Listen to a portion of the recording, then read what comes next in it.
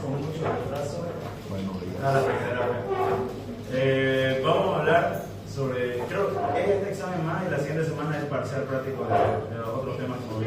¿Ya? Okay. Sí, para que vayan estudiando. Tan rápido. Este es el último tema antes del parcial práctico. ¿Tercero o cuarto parcial práctico? El otro martes es el parcial. Tercero, porque después son 5 horas. ¿No? Pero el punto es que este es el último. La siguiente semana es parcial práctico para que se tomen en cuenta. Pucha. Es desde vía aérea superior hasta acá. ¿O no? Sí.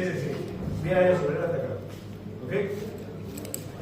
Dentro de las competencias, como siempre, tenemos que identificar cuál es la microbiota de los líquidos de función y cuáles son los patógenos principales que producen infecciones a este nivel. Determinar en qué condiciones se debe tomar la muestra de un tejido pleural, de un tejido acítico o de otro tipo de líquido. Y describir qué procedimiento bacteriológico se realiza en este líquido. Dentro de las competencias prácticas, creo que lo más importante es poder interpretar un laboratorio y un caso clínico, y todo eso ya lo sabemos. Como repaso, un poco con la voz ronca, pero como repaso tenemos que acordarnos de que en nuestro cuerpo hay pequeñas cavidades que contienen líquidos. Ya a esas cavidades nosotros las denominamos cavidades serosas.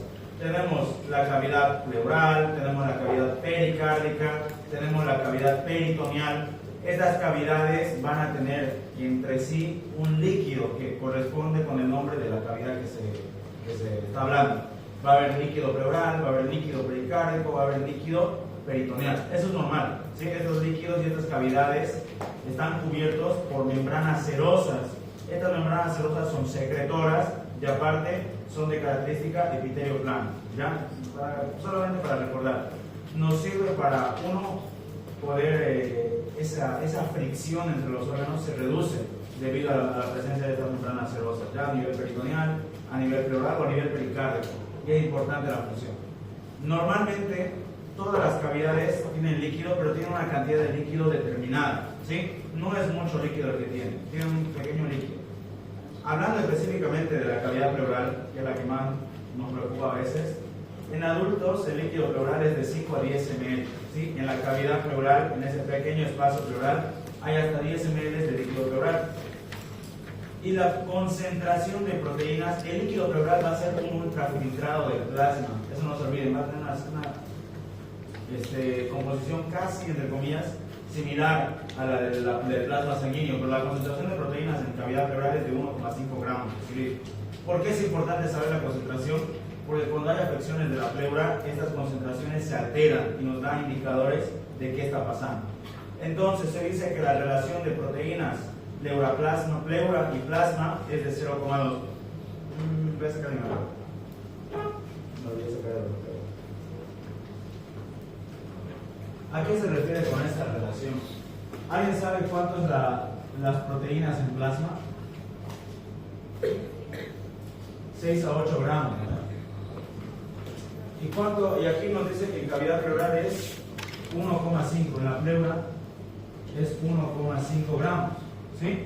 ¿A qué se refiere la relación pleura-plasma? Esto lo tienen que saber porque más adelante tiene importancia.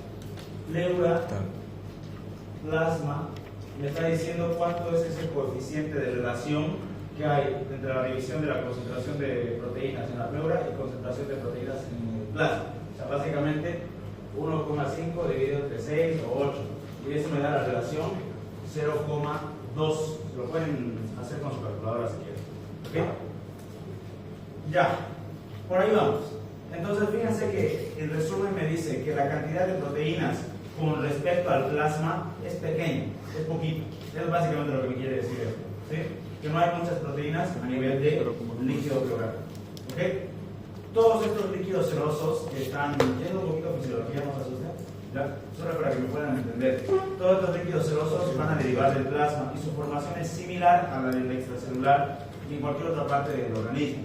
Para que estos líquidos nunca estén desequilibrados, es decir, la cantidad de líquido que se filtra hacia la cavidad pleural y vuelve a la circulación es equitativa, sale y entra la misma cantidad de líquido. Se recambia el líquido, tanto pleural, peritoneal, pericárdico, a una velocidad igual. Y eso está determinado por estas fuerzas. Lo van a escuchar, al menos no han debido escuchar en patología, y si no en fisiología. Las fuerzas de Starling. ¿ya? Estas fuerzas de Starling son presiones que existen a nivel de los vasos capilares que permiten un correcto, tanto salida como entrada equitativa del líquido, del plasma, ¿ya? Tenemos las presiones más importantes, la hidrostática o la presión capilar, la coroidosmótica capilar, y tenemos la presión del líquido intersticial y presión coroidosmótica del líquido intersticial. Todas estas trabajan con tal motivo de que el líquido sale y entra a la misma cantidad, ni sale mucho ni entra poco. Pero, ¿cuál es la importancia en las patologías de líquidos serosos? Cuando estas fuerzas se alteran, ya no son las fuerzas normales, la relación de salida y entrada se altera, entonces puede que salga más líquido y entre menos, entonces el líquido se empieza a acumular. ¿Me dejo entender hasta ahí? De hecho, este es el mecanismo patológico de los edemas principalmente. ¿Sí? Las fuerzas se alteran y el líquido sale, pero no regresa a la misma velocidad. Puede ser porque la presión coroidosmótica está abajo, puede ser porque la presión hidrostática está aumentada, principalmente esos dos factores, ¿ok? Que son los principales que permiten el retorno hacia el vaso, hacia el capilar. Según la clasificación de los líquidos serosos, cuando nosotros tenemos un escape de líquido en alguna cavidad, específicamente la pleural, es decir, aquí hay líquido, lo importante de determinar de esos líquidos es si es de característica serosa o es, si es exudativa o es transudativa. Y es un resumen sencillo. Esta clasificación nos viene según el contenido proteico, según la cantidad de proteínas que tenga. Y ahí es donde yo les decía la importancia de saber las proteínas en un líquido. En los líquidos es mucho menor que el plasma, ¿sí? Y es por eso que en el exudado vamos a ver que siempre va a haber aumento de proteínas, ¿ya? Los líquidos de tipo exudativo, y esto es sencillo, son líquidos inflamatorios infecciosos, siempre, ¿sí? Y como es inflamatorio e infeccioso, va a estar compuesto por células, porque las células salen para combatir esa infección, va a estar compuesto por proteínas, porque las proteínas se salen del líquido plasmático, y va a estar compuesto por materiales sólidos. Y cuando se supuran van a formar pus. ¿Me dejo entender? Todo líquido exudativo es de origen infeccioso o inflamatorio. Es decir, las patologías bacterianas van a producir líquidos exudativos, nunca transudativos. Eso no quiero que se les olvide. Pero los transudados son líquidos que no tienen nada que ver ni con inflamación ni con infección. ¿Sí? Esa es la gran diferencia. Exudado tiene que ver con inflamación e infección, y transudado no tiene nada que ver con inflamación e infección. Pero, ¿por qué se producen los transudados? Porque hay alguna alteración de estos factores, de los factores que permiten la reabsorción de líquido, es decir, se alteran las fuerzas de Starling, básicamente dicho. ¿Se entiende? ¿Sí? Entonces, de causas, así resumen, los transudados son por una alteración de las fuerzas de Starling y los exudados son netamente infecciosos e inflamatorios. Sencillo. Es por eso que en los transudados no va a haber células, porque no hay necesidad de que las células migren, no va a haber grandes cantidades de proteína, nunca van a hacer supurar. ¿Me dejo entender? ¿Sí? Esas son las dos diferencias entre transudados y exudados. Fíjense que las causas de un transudado, así patológicamente hablando, principalmente lo son las insuficiencias cardíacas. Yo ya todavía no lo veo en patología, pero ¿qué es una insuficiencia cardíaca?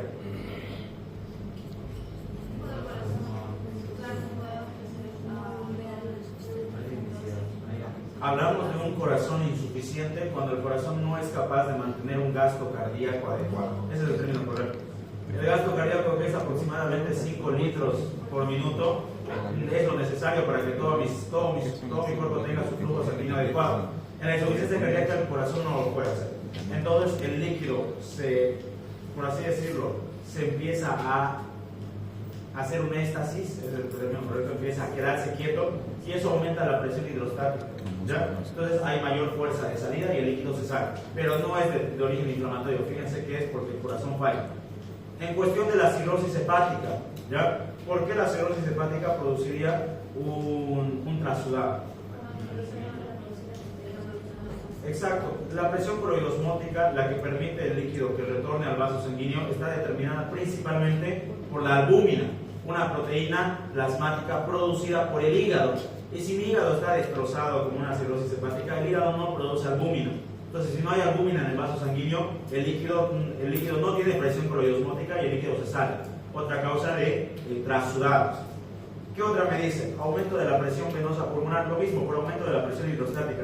Paciente que tiene, por ejemplo, lo van a ver más adelante, tiene alguna enfermedad pulmonar como bronquitis crónica, tiene enfisema, tiene bronquiectasias, va a tener una hipertensión pulmonar y eso aumenta la presión hidrostática y el líquido se sale. Otra causa de trasudado. Pero nunca estamos hablando de origen inflamatorio ni infeccioso. ¿Sí? Eso que les quede claro. Hipoproteinemia, pacientes con cirrosis o pacientes que no tengan consumo adecuado de proteínas, también tienen trasudados.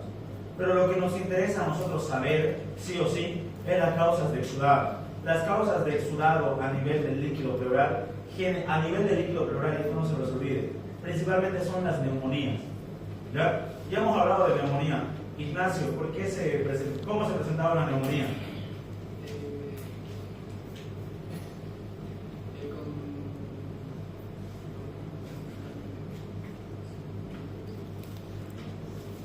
¿No? Sergio, ¿cómo se presenta una neumonía? ¿Cómo que no se ve? ¿Cómo se presenta una neumonía Maleidi? Maleidi.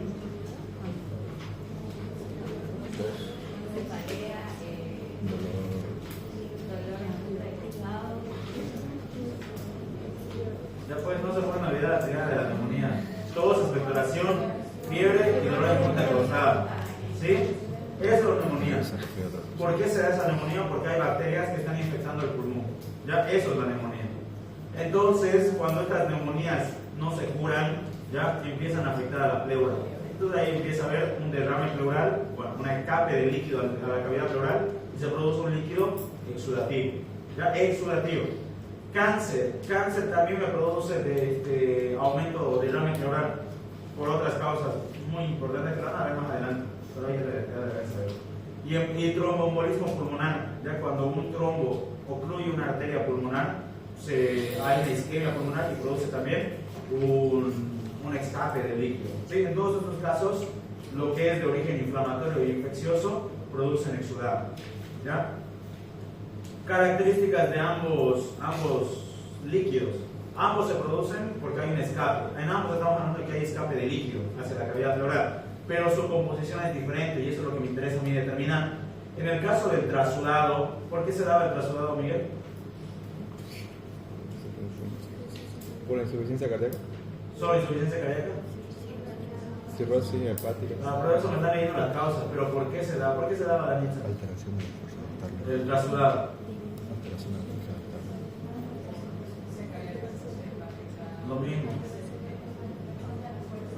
Alteración de las fuerzas de equilibrio, ¿ya? La insuficiencia, la cirrosis son causas, patologías con nombre y apellido, pero el origen, pues van a escuchar eso, el mecanismo fisiopatológico, ¿ya? Es la alteración de las fuerzas, ¿sí? Por eso este líquido que trasuda, que se escapa, no tiene proteínas, o es bajo en proteínas, tiene una glucosa normal, similar al plasma, y no tiene LDH, que es la lactato deshidrogenasa, no tiene nada que ver. Pero en un exudado, que es de inflamación y es por infección, las proteínas se escapan. No se olviden que cuando hay inflamación, y esto lo deben saber, chicos, esto ya es complementar con lo que ustedes ya saben de patología. Cuando hay inflamación, los vasos sanguíneos se abren, hay espacios interendoteliales aumentados y el líquido se sale. ¿Sí? Las proteínas se salen, las células se salen. Entonces, en un origen inflamatorio hay aumento de proteínas porque las proteínas fácilmente pueden escapar del vaso sanguíneo. Hay aumento de lactato deshidrogenasa, hay presencia de células inflamatorias y hay, si hubiera bacterias, disminución de glucosa, porque ellas comen glucosa para vivir, vulgarmente dicho. Utilizan glucosa para su metabolismo y eso les permite poder subsistir en ese ambiente. ¿Se entiende? ¿Me entiende la diferencia entre trasudado y exudado? A ver. Douglas, ¿cuáles son las diferencias entonces finales, así en resumen, de un trasudado y un exudado? Un trasudado se altera la fuerza interna, un exudado la presencia de inflamación y procesos inflamatorios y la infección. Está bien. Y Roberto, ¿cómo se componen esos líquidos, trasudados y exudados? O sea, ¿cuál es su composición? ¿Qué tienen y qué no tienen?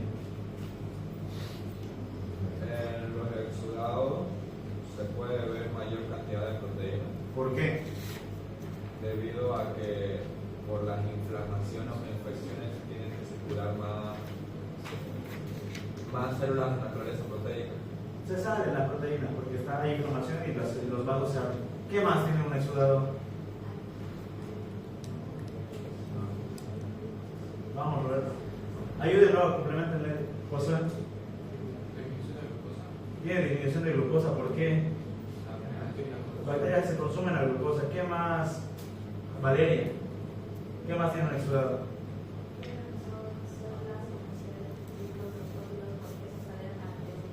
Ya tiene células, hay presencia de células, porque las células migran hacia donde hay inflamación. ¿Qué más tiene Danitza un exudado?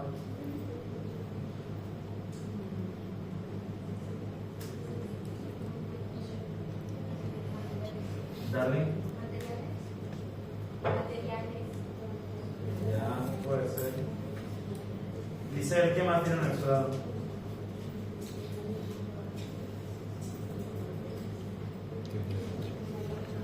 Tiene, ahí en su gráfico pueden ver que tiene LDH elevado. ¿Se lo ven o no? Exudado y trasudado. Este tiene proteínas. Este tiene células. Este tiene la glucosa baja. Este tiene LDH aumentado. El trasudado no tiene proteínas, solo la cantidad normal que hay, pero no hay aumento de proteínas. La glucosa también está normal.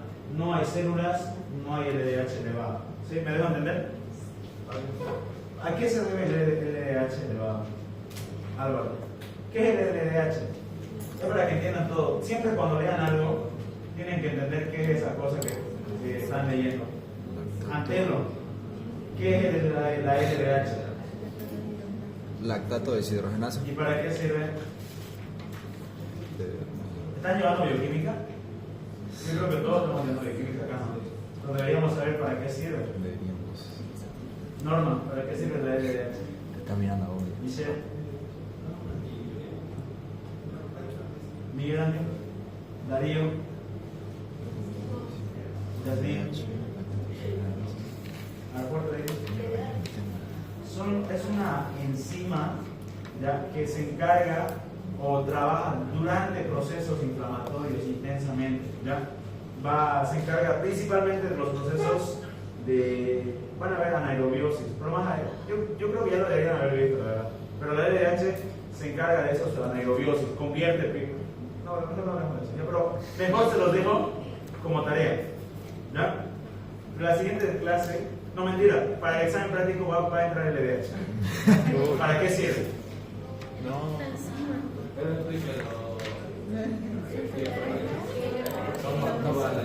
La LDH es una enzima, ¿ya?, que principalmente trabaja cuando hay glucólisis anaerobia, ¿ya? Convierte lactato a piruvato, piruvato a lactato, ¿ya? Y eso se eleva grandemente cuando hay daño, inflamación, infección. Entonces generalmente ahí está elevado, ¿sí? Pero averigüenlo más a profundidad porque les voy a contar, ¿ya? Ahora, aquí viene la parte que lo pueden copiar, ¿no? Si es que no pudieron conseguir los datos reales de su guía, pero lo pueden copiar de esta parte. Ah, estamos bien.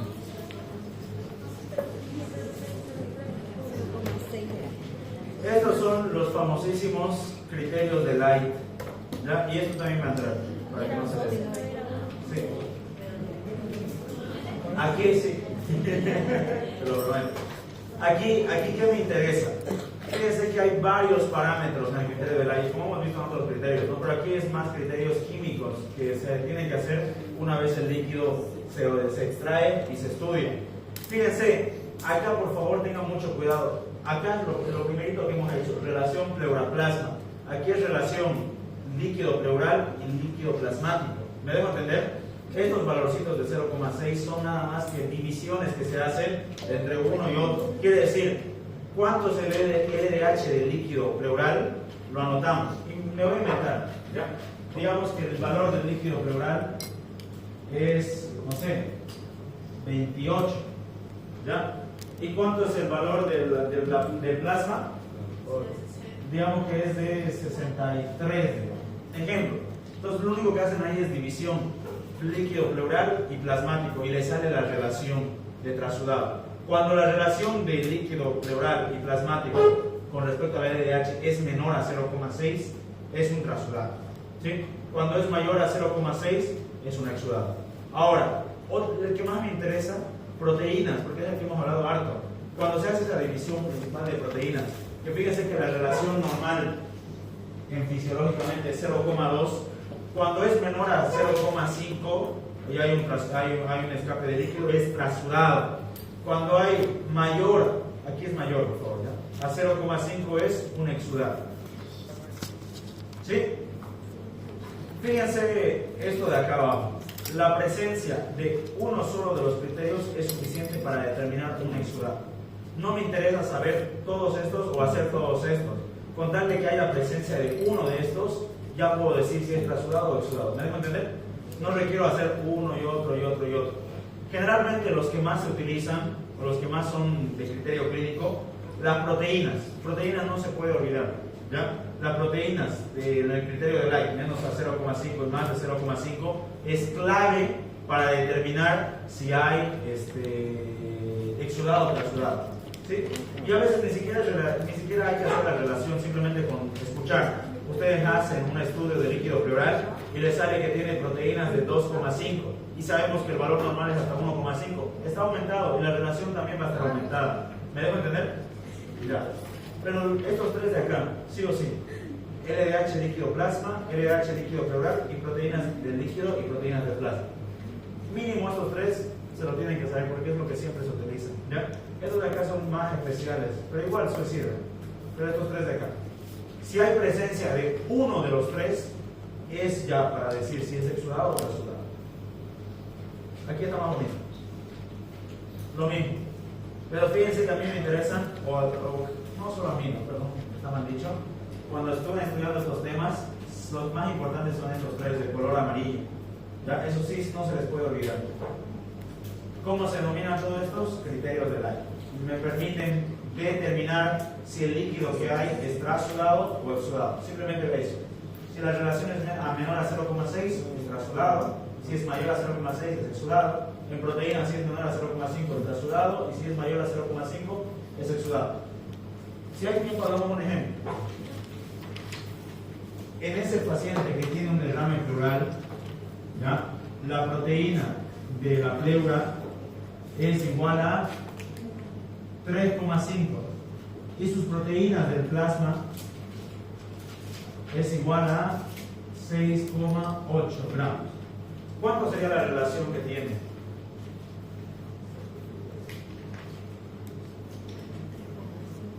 A ver, Roberto, ¿cuál es la relación que tiene? Pero nadie le responda todavía, voy a decir a alguien. Roberto. Entre 6,8 y 63. Sí. Sus proteínas de la pleura es 3,5 y sus proteínas plasmáticas son 6,8. La relación que tengo sería el resultado de la división entre los dos. ¿Y cuánto es la división? Lo voy a hacer con los Sí, sí.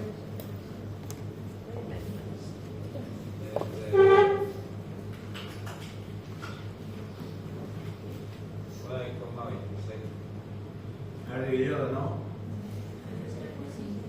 9,26, 73 entre 6,8 y 6,8 entre 63 sería 0,10.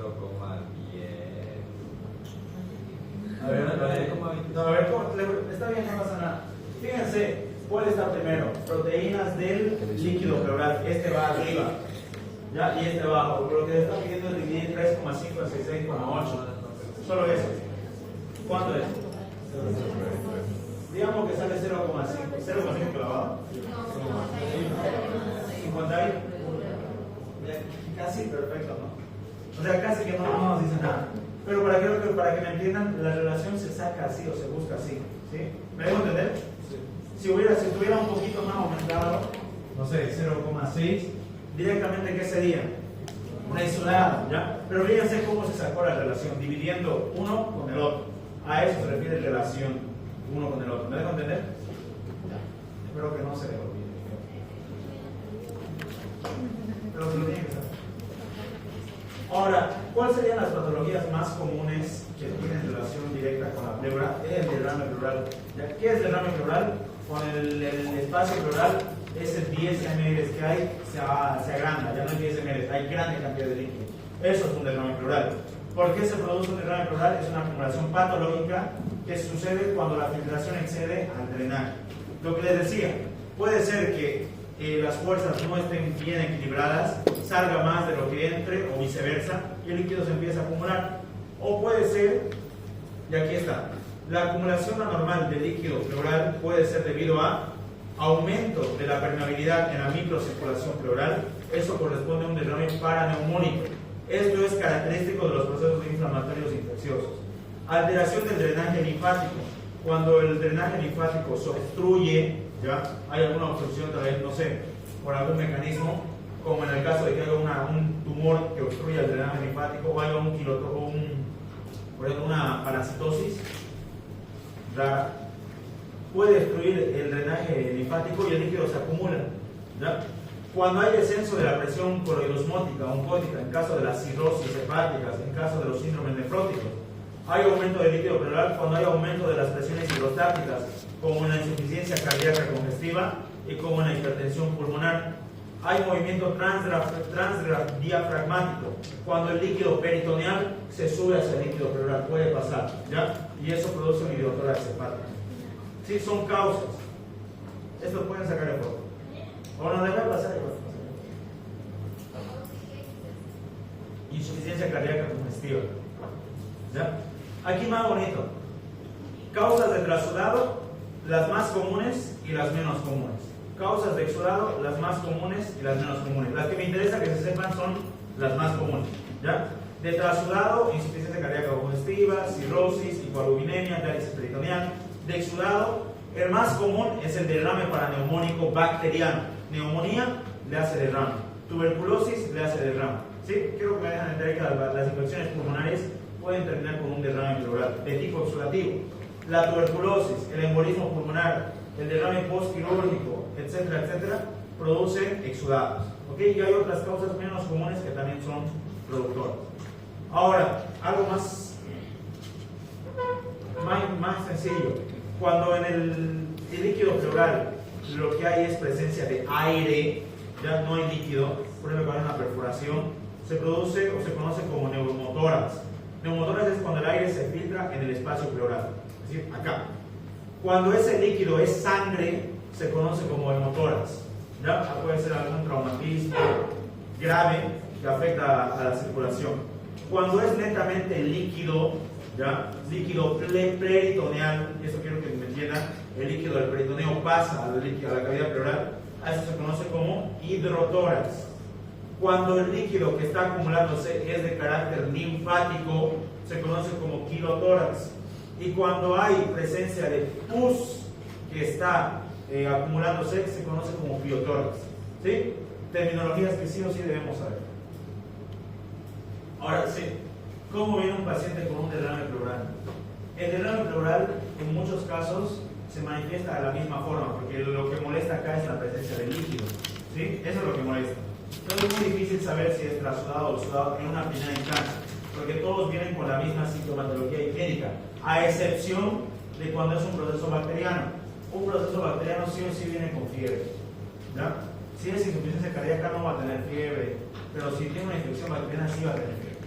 Entonces lo característico es el famosísimo dolor pleurítico.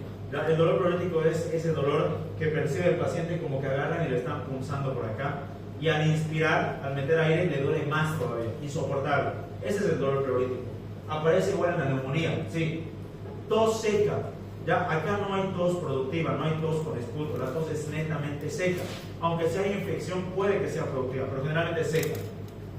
El signo clínico más importante, la disnea. ¿Sí? ¿Qué es disnea, Natalia? Disnea. Es falta de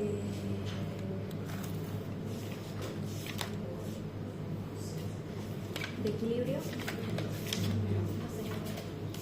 ¿Qué es disnea? ¿Qué es disnea, Ignacio? Dificultad respiratoria. Dificultad para respirar, dificultad respiratoria. Es eso, ¿ya? Pero el paciente viene con que, doctor, me cuesta respirar, siento que no me entra bien el aire, tengo un dolor aquí terrible, que me están cortando, estoy tosiendo, ¿ya? Eso sería la clínica que el paciente refiere. Y cuando uno hace la examinación del paciente así completa, ya el médico lo hace, hay matidez en campo pulmonar. Esto es algo semiológico, pero es importante. ¿A qué se refiere con matidez o sonoridad? Normalmente el aire, el pulmón, perdón, ¿qué contiene? ¿Qué contiene el pulmón? Aire, ¿ya? Si ustedes ahorita agarran una caja hueca, ya, hueca llena de aire y la empiezan a golpear, ¿cómo suena esa caja? Hueca, ¿no? Como que hay mucho aire ahí, como que está vacío. El pulmón suena de la misma forma, y eso lo van a ver en semiología. ¿Sí? Cuando se está percutiendo, se está golpeando el pecho del paciente, cuando hay aire, se escucha retumbante, como si estuviera vacío, porque es aire, ¿sí? Pero el paciente con derrame pleural pareciera que tuviera algo, ya no es el sonido normal. Entonces ahí ya se convierte en algo patológico. A eso se refiere con matidez en el campo pulmonar. Quiero que les quede bien en claro. Matidez en el campo pulmonar es que cuando yo hago percusión del pulmón, del campo pulmonar del paciente, se escucha mate. ¿Cómo les puedo demostrar? Por ejemplo, acá se escucha medio mate. Por ejemplo, esto es un sonido vacío, retumbante, pero aquí hay más que todo aire. Pero un sonido mate es cuando yo golpeo y se escucha como apagado. Inténtenlo en su casa. A ver, la voy a enseñar. Rápido. Como soy. ¿Sí? Pero hagan esa práctica, aunque es semiología, si es semiología no me ponen, por favor. ¿Ya? Pero es para que lo practiquen en su casa. Ustedes agarran el campo pulmonar del paciente y empiezan a golpear, ¿ya? Y escuchan el sonido que emite. Esto lo hagan en su casa. Les voy a pasar un video para que vean. Y van a escuchar bien el sonido. El sonido es retumbante cuando es aire. Pero cuando hay líquido, el líquido no transmite el sonido bien, entonces se escucha como que apagado. A ese sonido apagado se conoce como sonido mate. Entonces hablamos de matidez pulmonar cuando nosotros se hace percusión y se escucha un sonido apagado, totalmente opuesto que cuando estuviera lleno de aire. ¿Me dejo entender? Ya. Hay ausencia de frémitos. Ya. Los frémitos son vibraciones que el parénquima pulmonar transmite. A ver, ustedes que están ahorita de a dos, pongan la mano en la espalda de su compañero, así, pero todo el pulmón, así. ¿Sí? Y pídanle que diga en voz alta 33, pero varias veces. Aquí se transmite una vibración, ¿sí? Esos son los frémitos o vibraciones vocales.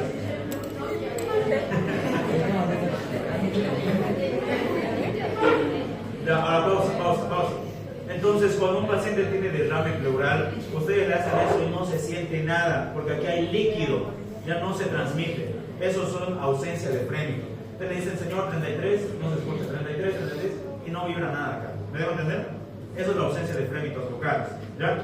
Y ruidos respiratorios disminuidos o ausentes. Hacen auscultación, se escucha suavito o se escucha nada, una de dos, ¿sí? Todo eso es clínica de un derrame pleural. Todo eso es clínica.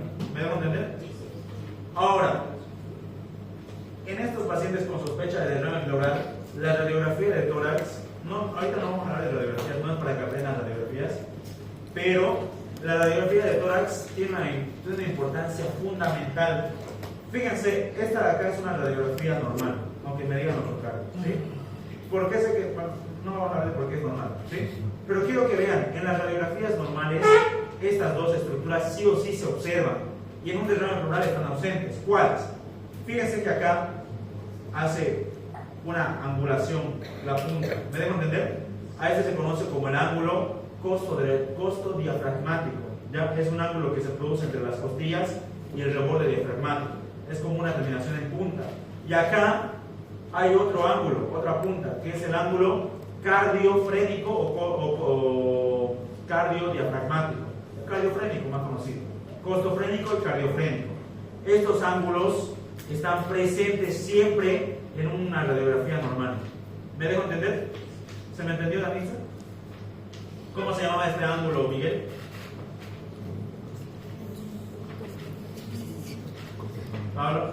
El el ángulo costofrénico. Costofrénico. ¿Y cómo se llama este ángulo? Cardiofrénico. ¿Ya? Ángulo cardiofrénico y ángulo costofrénico. Aquí igual, cardiofrénico y costofrénico. ¿Sí? Siempre están presentes en radiografías normales. Pero con un paciente con derrame pleural, fíjense acá, no se ve ni el cardiofrénico ni el costofrénico porque eso es líquido. ¿Sí? Es fácil de reconocer en radiografías de derrame pleural. ¿Se nota? ¿Ya? Este es un pulmón normal y este es un pulmón con derrame. Hay líquido en esa pleura. Ahora fíjense en esta radiografía de acá. Buscamos el ángulo costofrénico, está acá. El cardiofrénico está acá. El cardiofrénico está acá, pero fíjense que aquí no hay el ángulo. Fíjense que termina en un reborde, en un relieve.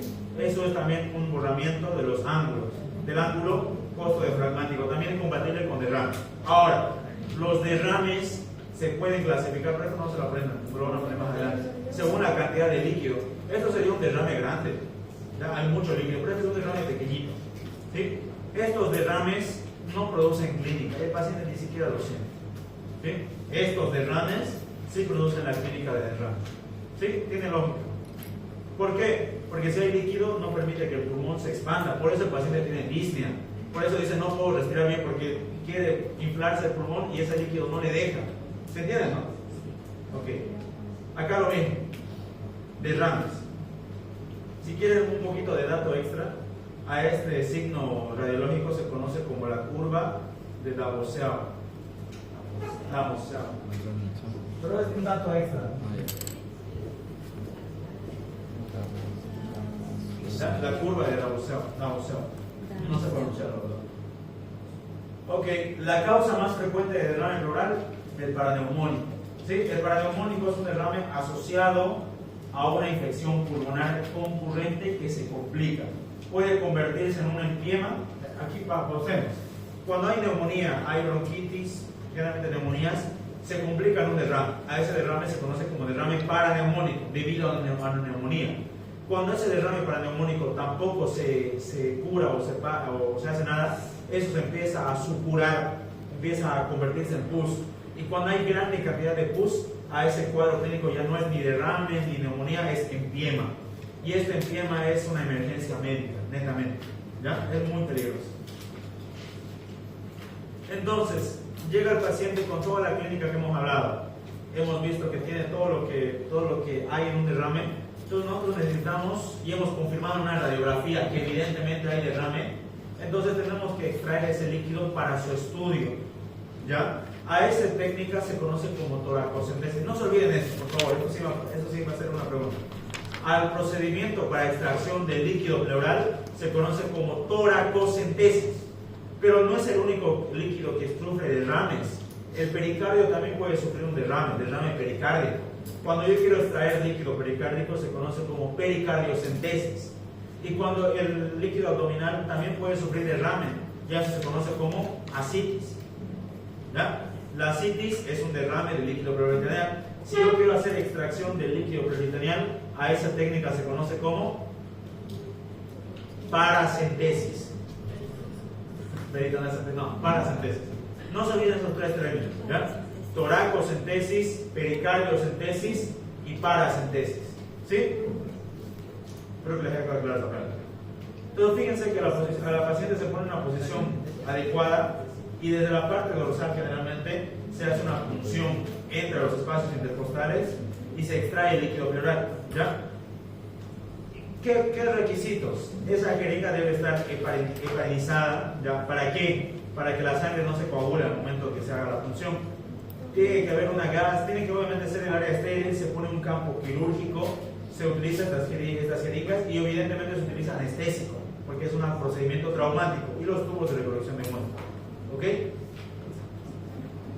Entonces, cuando se hace el análisis del líquido pleural, ya se obtuvo el líquido pleural, se hace un examen físico, se ve el volumen, cuánta cantidad, el color, ya el color me dice mucho. Si fuera un color rojo, ¿qué sospechamos de ese líquido pleural? Un hemotórax. Si es un color amarillo, lechoso, un quirotórax. Ya si es un color blanquecino, purulento, es un biotórax. Entonces, según el color me voy indicando qué es. ¿Ya? Si si hay densidad. Ahora, si en el examen químico, y esto lo hace netamente el laboratorio, se hace el pH, la sangre, la glucosa, proteína, albúmina, todo ¿para qué? Para hacer relaciones del plasma con ese líquido. En cuanto al líquido pleural, el valor del pH normal, el valor, perdón, del pH es casi similar o un poquito elevado al valor sanguíneo. Cuando hay disminución, es derrame para la neumonía. ¿Ya? La glucosa es diagnóstico diferencial en derrames exudativos. Cuando la glucosa está menos de 60, es porque alguien la está consumiendo. Probablemente sea una afección bacteriana. ¿Ok? En el análisis citológico, ¿ya? Ahí se hace el repuesto de células. Si hay leucocitos, probablemente sea un exudado. Si hay aumento de leucocitos. Si hay disminución, probablemente no sea tan grave. En el análisis bacteriológico se hacen los 5 pasos que hemos visto. Se hace una medición de gramo, un cultivo para determinar qué bacteria con nombre y apellido está afectando. ¿Ok? Vamos por partes. ¿Será que quién me lo quiere leer? Pero fuerte. Mujer de 48 años de hipertensión arterial que presenta la consulta con cuadro clínico de aproximadamente 2 semanas de evolución, caracterizado por tos con expectoración, disnea grado 2, fiebre o plebalgia. A los 3 días de internación se exacerba con disnea grado 3 y trepopnea. Se solicita radiografía de tórax con borramiento de los senos diafragmático y desviación del mediastino. Se solicita cultivo de fruto. Ya. Vamos siempre con el ejercicio.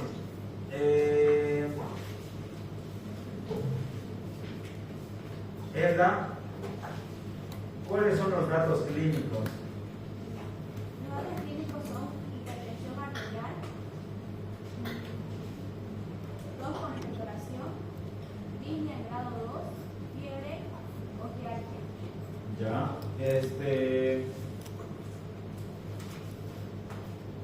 Miguel Ángel, ¿cuáles son los datos epidemiológicos?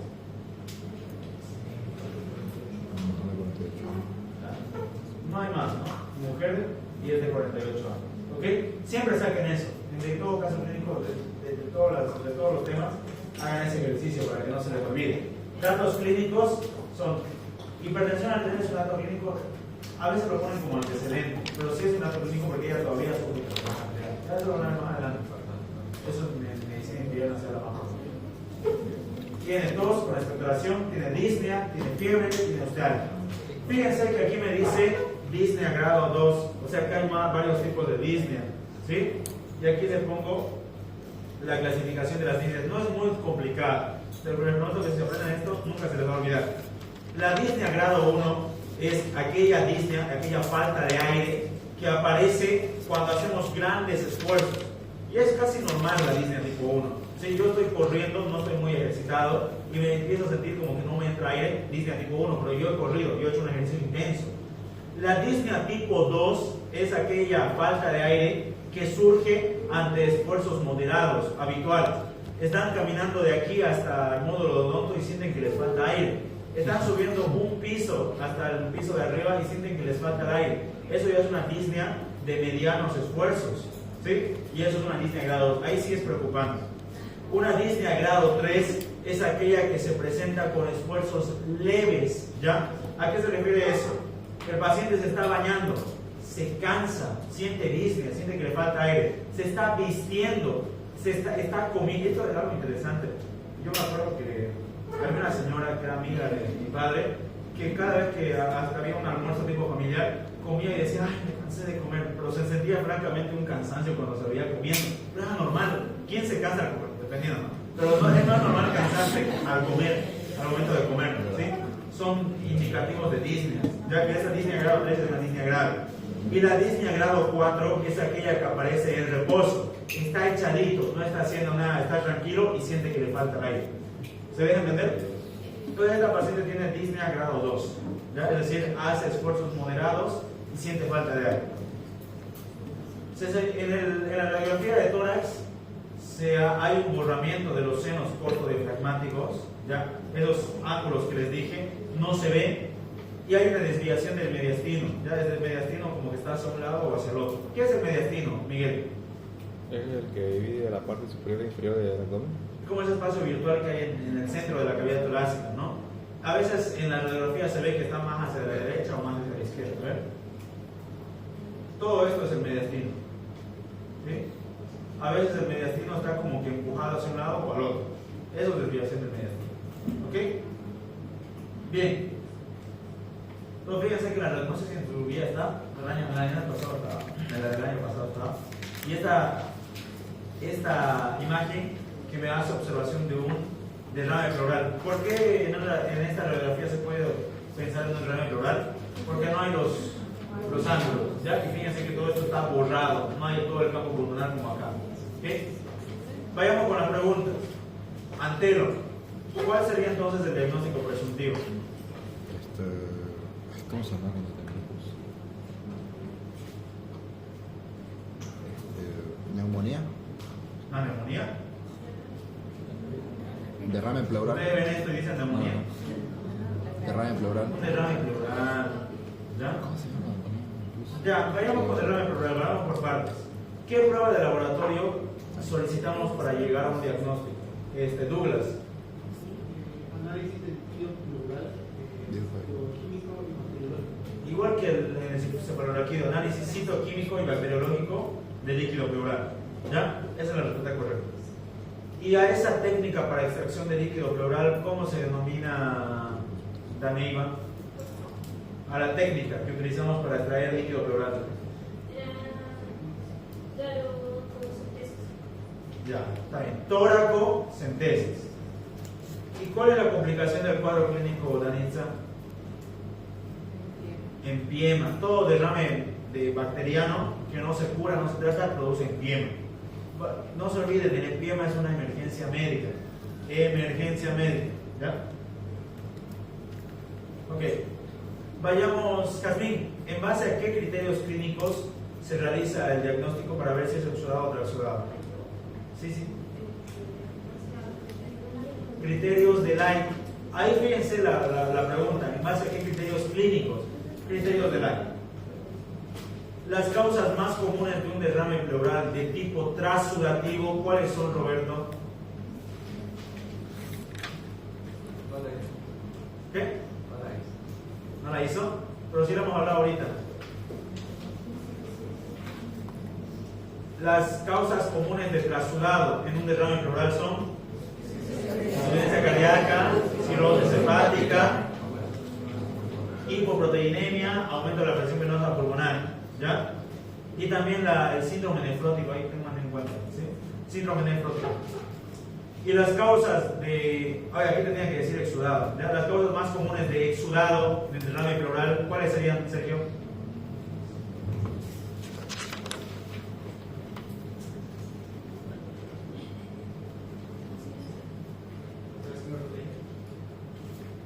Exudado, decimos. ¿Qué puede producir un exudado a nivel de líquido pleural? Infecciones como neumonía, cáncer y el tromboembolismo pulmonar, que son las causas más frecuentes. ¿Ya? Pero no se les puede olvidar.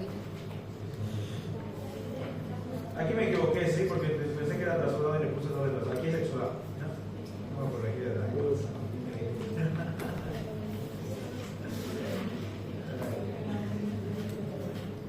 En el examen citoquímico y bacteriológico de este líquido pleural ya se describe el volumen y el aspecto. En el examen químico el pH es de probablemente 7,2 porque las infecciones bacterianas el pH disminuye. La glucosa va a estar disminuida. Ya no es necesario que copien el valor exacto porque es un valor tentativo, ¿no? Un valor ficticio. Proteína siempre va a estar aumentado. ¿Ya? ¿Por qué? Porque es un exudado. La albúmina también va a estar aumentada con respecto al plasma. ¿Ya? La amilasa va a estar aumentada, el colesterol va a estar aumentado, la reacción de Ribalta va a ser positiva. ¿Qué es la reacción de Ribalta? A ver, Valeria. Me estaba preguntando así. ¿Alguien sabe qué es la reacción de Ribalta?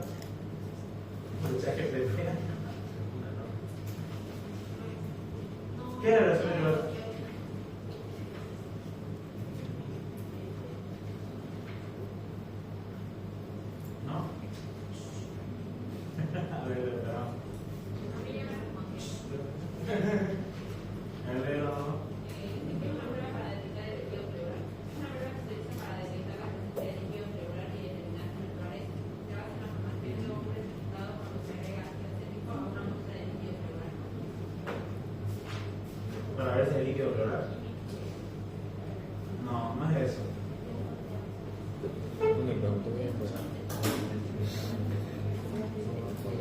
Le voy a chequear, pero quiero que lo arreglen bien. ¿Ya? Me cae carajo.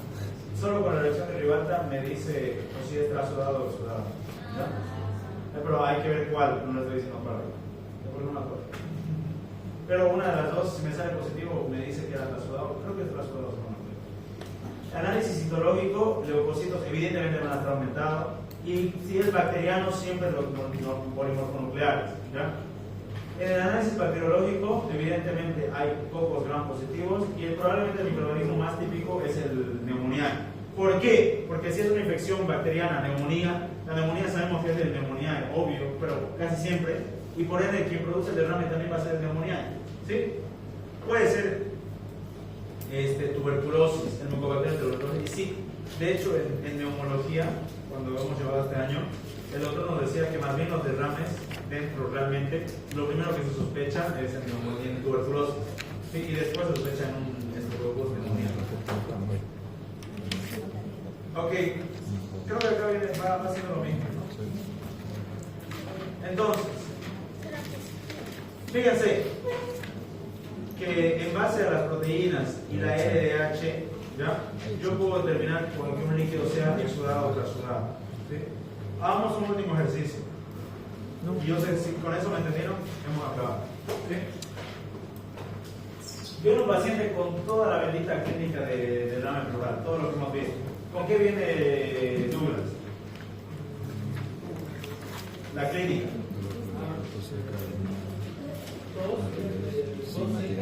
Ya. Otro signo. Disnea, otro. Fiebre, si es de infección. Dolor pleurítico, ¿qué más? Matidez en el campo pulmonar, ¿qué más? Ausencia de frenos. Frémitos ausentes. Ruido respiratorio. Ruido respiratorio disminuido. Hemos visto todo eso.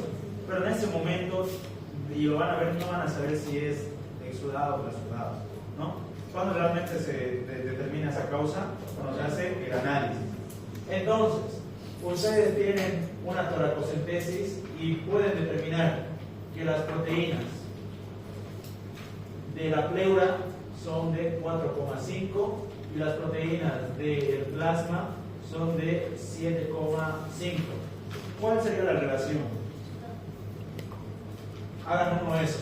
Tienen otro, en que las proteínas y el plasma son 2,5 y 8 gramos. ¿Cuánto es la relación? 0,6. Es más que 0,5. No es el criterio de Light, por ende este es un exudado. Hagan este otro. 2,5 pleura y 8 plasma. 0,3. En base a los criterios de Light, esto es un trasudado. Y así pueden hacer con todos los datos clínicos que les den. ¿Sí? Entonces la importancia de eso es determinar si es exudado o trasudado. Porque cuando yo sé si es exudado o trasudado, me hace mucho más fácil saber qué puede ser. Porque sabemos cuáles son las causas de exudado. Si me aparece un exudado, yo sé que puede ser o por derrame de bacteriano, o puede ser por tromboembolismo, puede ser por cáncer. Y si es un trasudado, puede ser que el paciente esté con un síndrome nefrótico, una insuficiencia cardíaca, una cirrosis hepática, etcétera, etcétera, etcétera. ¿Se entiende? ¿Quedó claro? ¿Se anotaron todos en la lista? Sí.